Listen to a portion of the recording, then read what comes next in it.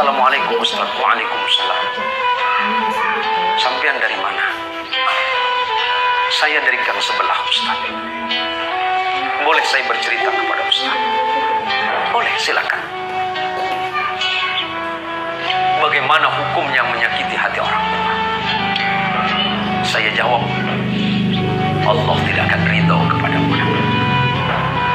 Sehebat apapun sujudmu kepada Allah, bahkan seandainya tempat sujudmu itu cekung karena sujud, tapi engkau masih menyakiti hati ibu, sujudmu menjadi sia-sia kepada Allah. Sehebat apapun amalmu, tapi engkau pernah menyakiti orang tuamu, baik dengan ucapanmu apalagi dengan tingkah, maka dipastikan Allah tidak akan ridho kepadamu. Terima kasih Ustaz. Saya hanya ingin bercerita kepada Ustaz. Beberapa hari yang lalu, di suatu pagi saya datang kepada ibu saya, karena memang rumahnya tidak jauh. Saya tidak punya uang waktu itu. Uang yang ada di saku saya hanya 22.000. Dan pagi itu saya bertanya kepada ibu saya, Umi pagi ini mau sarapan apa? Ibunya dengan lemah lembut menjawab, gak usah. Umi tahu kamu gak punya uang karena kamu belum punya pekerjaan. Tapi karena anak ini begitu mencintai ibunya, dia berkata lagi, uang saya banyak. Uang saya banyak. Tenang saja. Apa yang Umi pengen, sebut saja. Dan dia tahu bahwa uminya itu senangannya adalah makan sate. Maka walaupun dilarang oleh ibunya, dilarang oleh uminya, dia berangkat ke pasar. Dia ambil sepedanya. Dia tidak punya sepeda motor. Dia berangkat ke pasar dengan uang 22.000 di sakunya. Kemudian 20.000 dia belikan sate. Kemudian dia kembali ke rumahnya dengan tersenyum kepada ibunya. Umi, saya belikan makanan kesenangan Umi. Mudah-mudahan Umi suka. Dan tanpa disadari oleh anak ini, ibunya ini meneteskan air mata. Karena ibunya tahu bahwa anak ini gak punya uang. Tapi karena ingin menghargai jeripaya anaknya, ibu ini mau. Dan setelah itu kemudian anak ini menyuapi ibunya. Dengan telaten dia menyuapi ibunya.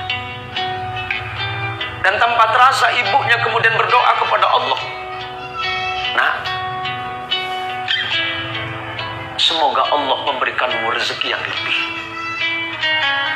Hati ibunya bahagia. Bahagia hati. Padahal di samping kebahagiaannya ibunya bersedih karena anaknya punya uang satu-satunya. Dan setelah selesai ibunya disuapin, kemudian pamitan kepada ibunya. Mi, saya pamit kalau kira-kira ada apa-apa. Nanti Umi kasih tahu saja. Nanti selepas sholat duha saya mau berangkat. Saya ada janjian dengan orang. Selepas sholat duha kemudian anak ini berangkat dengan uang hanya 2.000 di sakunya. 2.000 rupiah. Di tengah perjalanan dia hanya berharap kepada Allah, ya Allah, ampuni dosa ibuku, ampuni dosa ayahku. Ibuku yang melahirkan, membesarkanku dan merawatku dengan tanpa pamrih. Yang ketika aku sakit, ibuku tidak pernah tidur. Dan ibuku selalu berbohong kepadaku. Padahal perutnya lapar, tapi ibuku selalu mengatakan kenyang. Ketika ibuku tidak punya uang, dia selalu mengatakan dia punya uang. Selamatkan ibu. Itu terus yang diucapkan dalam hati. Ketika sampai di tengah jalan, di perjalanan, tiba-tiba dia dicegat oleh seorang ibu, seorang nenek-nenek. Dan ibu nenek ini berkata kepada anak ini, Nak, saya mau nyebrang. Si anak muda ini berpikir ibu ini akan menyeberang jalan. Rupanya ibu ini akan ke kota seberang. Dan pada waktu itu angkot atau angkutan umum atau oplet, ongkosnya 2.000 rupiah. Dan itu hanya satu-satunya yang ada di sana. Tapi karena dia mencintai ibunya, Setiap ada perempuan tua, dia menganggap itu sebagai ibunya. Maka dengan sigap anak muda ini bilang, "Ibu, silakan naik. Nanti saya bilang sama sopirnya ibu turun di mana." Maka kemudian anak muda ini dengan sisa uang yang 2.000 rupiah kemudian diberikan kepada sopir ini sebagai bayaran terhadap nenek yang sudah lemah. Berarti habis uang di sakunya. Tapi dia bahagia, karena bagi dia membahagiakan ibu dan membahagiakan orang yang seumuran dengan ibunya adalah sebuah kenikmatan. Dan kemudian tidak berapa lama Allah membalasnya. 20.000 yang dia bayarkan untuk membelikan makanan ibunya, dan 2.000 yang dia bayarkan untuk ongkos ibu tua tadi, Allah balas hanya dalam hitungan 30 detik. Dari arah depan tiba-tiba ada sebuah mobil mewah yang mengklakson dia. Kemudian sopir ini memanggil anak muda tadi. Dan kejadiannya ini sekitar tahun 2009. Dipanggilnya anak muda ini. Dia tanya, "Dek, kamu mau kemana?"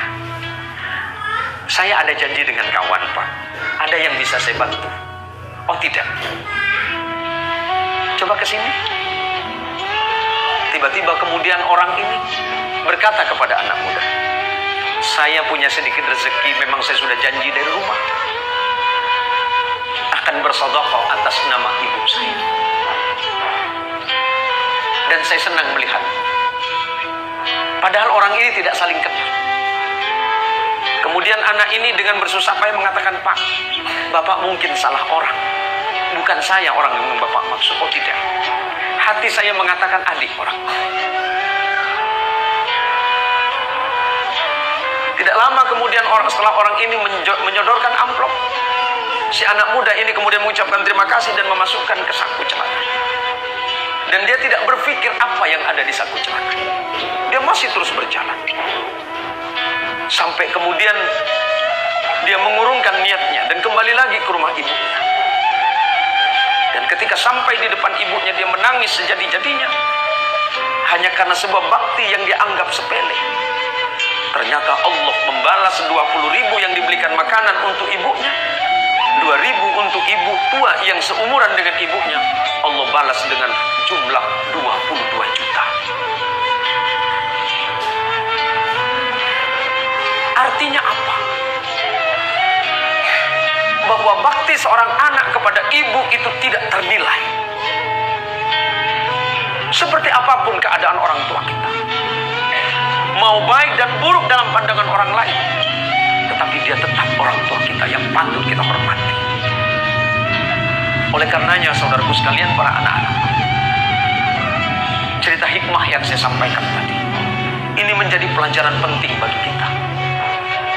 Di tengah-tengah kehidupan modern yang seperti sekarang ini, di luaran sana banyak anak-anak muda yang cerdas dan pintar. Tetapi ternyata mereka dalam keadaan kebingungan dan kesusahan. Baik itu yang mencari pekerjaan ataupun mencari rezeki. Padahal ilmu sudah mereka miliki. Padahal pengetahuan sudah mereka miliki, pengalaman luar biasa. Tapi Allah sulitkan hidupnya. Allah sulitkan mereka mencari rezeki. Boleh jadi salah satu yang menghalangi antara doa dia dengan Allah adalah dosa kepada orang tua yang tanpa disadari. Maka sebagai bakti kita kepada orang tua, jaga akhlak kita, jaga ucapan kita kepada orang tua, jaga perbuatan kita kepada orang tua, karena ridallah fi ridal walidain wa sakhtullah fi sakhtil walidain. Ridha Allah tergantung kepada ridha orang tua, dan kemurkaan Allah tergantung kepada kemurkaan kedua orang tua. Semoga Allah Subhanahu wa taala menjadikan kita semuanya orang-orang yang saleh.